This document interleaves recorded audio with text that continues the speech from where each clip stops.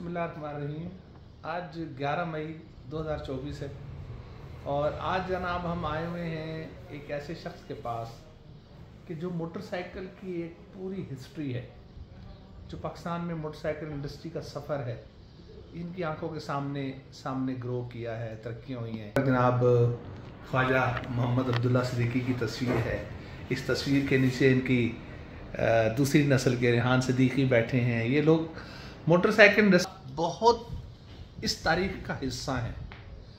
ख्वाजा मोहम्मद आसिफ सिद्दीकी साहब जनाब अब माशाल्लाह कार्स का बिज़नेस कर रहे हैं। बहावलपुर होंडा कार्स जो है उसके भी चेयरमैन हैं। यहाँ मोटरसाइकिल इंडस्ट्री में इनसे पूछते हैं, इनकी आंखों के सामने ये सफ़र कैसा। अस्सलाम वालेकुम ख्वाजा साहब, क्या हाल हैं, कैसे हैं? वालेकुम सलाम कराम। माशाल्लाह हर वक्त एक तो आप अपने अब्बा जी की तस्वीर के नीचे और एक होंडा के लोगों के नीचे बैठे होते हैं। ये बड़ी मोहब्बत है आपकी। तो क्या समझते हैं, आपके सामने ये सफ़र शुरू हुआ, क्या ज़रा हमें इब्तदाई दौर का बताएंगे? बिल्कुल जी, हमने होंडा के साथ हमारा जो स्टार्ट है वो 1978 से है। और वैसे होंडा ने 1965-66 में यूसुफ शराती साहब, अच्छा, पाकिस्तान में जो मोटरसाइकिल चेयरमैन, उन्होंने ये कारोबार शुरू किया। लेकिन शुरू में ये जापान से मोटरसाइकिलें आती थी, मुख्तलिफ मॉडल आते थे। 110 था, 150 था, 200 था, 175 था, मुख्तलिफ मॉडल थे। वो जापान से आने, पेटी में आने और यहाँ पे सेल होने, और सेल की तादाद बहुत कम थी और बड़ी मेहनत। अच्छा, थोड़ा सा बड़े आपने अहम पॉइंट बताया। पेटी में आने से क्या मुराद था? मतलब वहाँ से ना एक लोहे की पाकिस्तान में नहीं बनती थी, जापान से डायरेक्ट आती थी, इंडस्ट्री थी नहीं। अच्छा, जापान के साथ फिर इलाक़ हो गया हमारे शादी साहब का, और हम समझो होंडा की प्लेटफार्म पे ये उनकी तरफ से नुमाइंदे हो गया पाकिस्तान में। और इस तरह ये सफ़र चलता गया। MB100 और मुख्तलिफ मॉडल थे। इस तरह वो C70, C50। यहाँ पहली दफ़ा फैक्ट्री सर कब लगी? यहाँ पे काम हुआ, स्टार्ट हुआ 80-81 में, 1980-81 में। अच्छा, यानी कि पहली प्रोडक्शन जो हमारी पहली फैक्ट्री जो लगी वो कराची साइट में एटलस होंडा ने लगाई, और वो वहाँ पे मैन्युफैक्चरिंग करती थी, जिसमें सबसे पहले जो मैन्युफैक्चरिंग हुई होंडा 70 की हुई। अच्छा, उससे पहले जो मॉडल जापान से आते थे वो तकरीबन कुछ मॉडल बंद हो गए, कुछ जापान से आते रहे, लेकिन यहाँ पे वक्त के साथ साथ वो भी। अच्छा ख्वाजा साहब, बड़ा मज़ेदार सवाल आ रहा है। जैसे वो पहले ना एक छोटी सी वो होंडा 50 होती थी कराची में, उसका बड़ा अरूज था।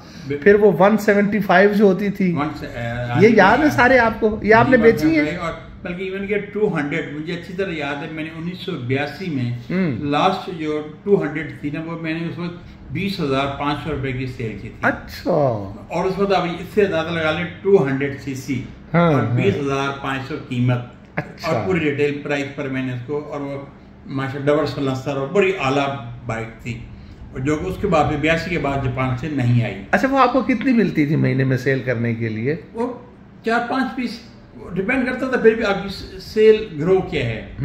उस वक्त हमारे ट्रायल मॉडल भी चलता था, वो भी आता था एक्सेल, उसकी भी बड़ी डिमांड हो गई थी। वो हर सन 1984-85 तक चलाए, और वो भी जब उसकी भी सेल, जब मैंने लास्ट बेची तो उसकी कीमत थी कंपनी की 14,000 रुपये।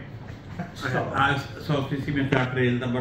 और इवन कि मेरे पास उसकी इतनी सेल थी, मैंने सिंध से लाहौर जहाँ तक जितनी गाड़ी खरीद होती थी ना, खरीदी मैंने सारी उठा ली एक दफ़ा। और मुझे पता था कि ये 1.25 लाख के हैं, मैंने इनको आराम से बेचूंगा, इनमें मुझे आराम से 2,000, 1,500, 3,000 रोज़ी मिलती रहनी है। अच्छा, और मैंने शहर वाले ज़्यादा लोग लेते थे। मैंने एक अपने इस्तेमाल में रखी हुई थी ना, जो भी कहता मैं गाड़ी से अच्छी तो गाड़ी नहीं है, इसको मैं ट्राई नहीं करवाता था। उसको मुझसे पूछा जी कैसी है, मैं कहते लेकिन कोई मसला नहीं, होंडा बस पे आ जाओ मेरे पास, जनाब अभी मिल जाएगी आपको। उस वक्त शहर में कोई और रखता भी नहीं, तो मेरा कोई कंप्यूटर ही नहीं था, क्योंकि जितने डीलर थे वो वेल ही डरते थे यार ये पैसे फंसाने वाले काम है। मैं यंग था और मैं इस चक्कर में बहुत अच्छी मैंने सेल की। अच्छा, आगाज इस बिजनेस का आपके अब्बू ने किया या आपने किया? अब्बू और बाद बड़े भाई आए होंडा पहले से हमारी जो सादिक भाई, और 1978 में हमारा होंडा स्टार्ट हुआ। अच्छा, जब आप 78 में आए तो उससे पहले यहाँ डीलर्स थे काफी सारे? हाँ, 3-4 डीलर्स थे। अच्छा, 3-4 डीलर्स। और उसके बाद हम भी आए, और उस वक्त हमारी कोई बचत नहीं थी। जो खाली पेटी जापान से गाड़ी उस वक्त आती थी 78 में, पाकिस्तान में तो फैक्ट्री नहीं थी, वो जो खाली पेटी थी वो तकरीबन बिकती थी 60, 70, 80 रुपए की, वही हमारा प्रॉफिट हुआ करता था। बाकी घर में हमें कुछ नहीं बचता था। लेकिन उस दौर में कंपनी ने, हमने या उस टाइम की जो सेल टीम थी, बहुत मेहनत की है।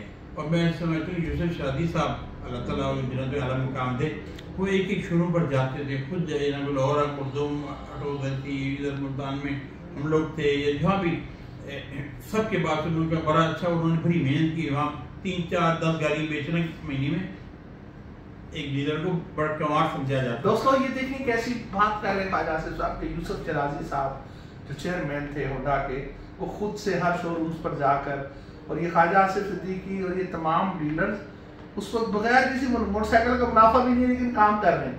तो आज अगर होंडा मार्केट लीडर है तो उसमें इन लोगों का बड़ा काम, बड़ा कंट्रीब्यूशन है। सर इस वक्त क्या पोजीशन है, इस वक्त कितनी मोटरसाइकिलें सालाना जा रही हैं आपके अंदाजे के साथ? ऐसे कि 2 साल पहले जो हमारी इकोनॉमी ना बड़ी डिस्टर्ब हुई है, जब टैक्सेस इतने लग गए, शेयर बढ़ गया, रुपया डिवैल्यू हो गया, डॉलर होने से मार्केट में हर चीज़ में प्रॉब्लम आ गई, चाहे मोटर कार हो, मोटरसाइकिल हो, इवन जनाब हो, जो भी चीज़ आप जिसको भी चेक करें।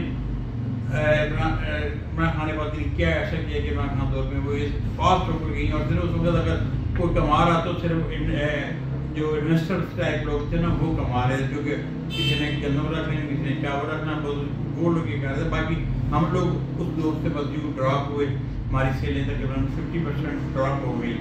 इससे पहले हमारी कंपनी की cell 14 lakh 15 lakh per year थी, और जो कि अभी हमारी कंपनी दोबारा ग्रो करते करते इस टाइम 11 लाख का इस साल टारगेट। ख्वाजा आसिफ सिद्दीकी साहब, एक वक्त आया कि चाइना मोटरसाइकिल सस्ती लेने के चक्कर में लोग बहुत ज्यादा उसकी तरफ गए। बिल्कुल ऐसा था रहा है। कुछ लोग क्वालिटी कॉन्शियस होते हैं, कुछ कहते हैं भाई यार उनकी जेब साफ ही हमसे सस्ती चलो मिल रही है। हालांकि सस्ती पे खर्चा जितना होता है ना मंथली, वो फिर उनको बाद में रुला तो देता है, लेकिन एक दफा तो पक्का उनको जब बेचे जाए उसकी रिसीव से भी इस पर लॉसेस तो उनसे बहुत होते हैं, लेकिन क्या हो जेब में पैसा थोड़ी शाम को करना पड़ता है। हाँ, या तो खैर आपके पास आफ्टर सेल सर्विस और फिर सेकंड हैंड होते भी हैं, और फिर सेकंड गाड़ी ले भी लेती हैं हम लोग, और नई देते हैं, हर चीज की सहूलतें मौजूद हैं। आप खुश हैं होंडा वालों से?